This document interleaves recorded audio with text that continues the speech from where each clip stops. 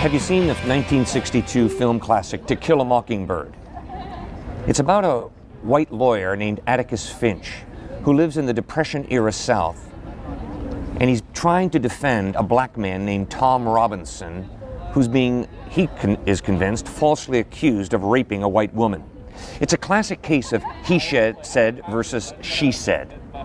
Atticus Finch realizes there's no way that he's going to get a fair decision from the jury, because the jury is a group of white racists who are confronted by an uneducated black man who's saying, no, I didn't rape the white woman.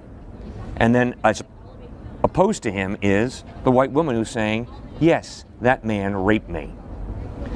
Atticus Finch understands he stands no chance of winning the case because of the bias and prejudice of the jury. Tom Robinson has no credibility as a black, uneducated man in the Depression-era racist South. If the eyewitnesses of the resurrection were lying, if they were trying to foist a fable on society that the dead Jesus had really risen from the dead, they never would have had their first eyewitness be a woman, Mary Magdalene, and some other women at the empty tomb. Why? Because in first century Palestinian culture, there was horrible sexism and chauvinism. Women were not even allowed to testify in court. So if a group of first century Jewish males are trying to lie that Jesus had risen from the dead, the way to give their account credibility was not to have a woman be the first eyewitness. But the Gospels of Matthew, Mark, Luke, and John have the ring of authenticity, as they clearly communicate Jesus rose from the dead, and the first people to see him risen from the dead were women. I like To Kill a Mockingbird. Harper Lee, the author of To Kill a Mockingbird, said once very clearly, the one thing that doesn't abide by majority rule is a person's conscience. In To Kill a Mockingbird, Harper Lee is struggling with the whole issue of conscience. His lawyer, Atticus Finch, played so magnificently by Gregory Peck, is very clear. My conscience convicts me that I must defend this black man who is innocent, in spite of the fact that he's going to be run over by a white racist jury.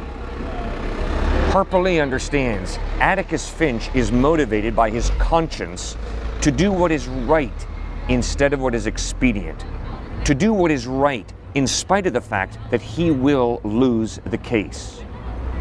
You and I have consciences, and those consciences tie us into what is objectively right.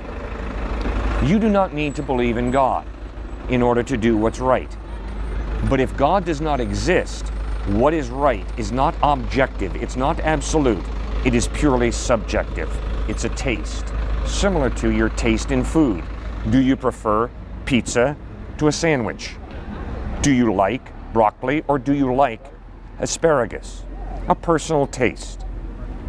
Down deep, you and I as human beings know Atticus Finch did right in defending Tom Robinson, who was being falsely accused of rape.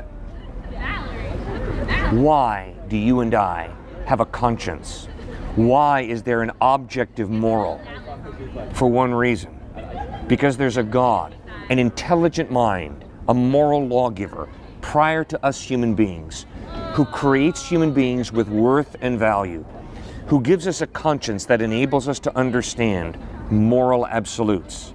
And we, by exercising those consciences and our rational minds in responsible ways, understand what is good. Look at your own experience of life.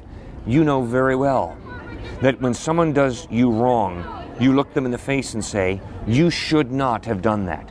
When you say that, you're appealing to a standard outside of the two of you. And you're saying, come on, buddy, wake up and smell the coffee. That was wrong. That is why Jesus Christ died on a cross, because you and I have done wrong.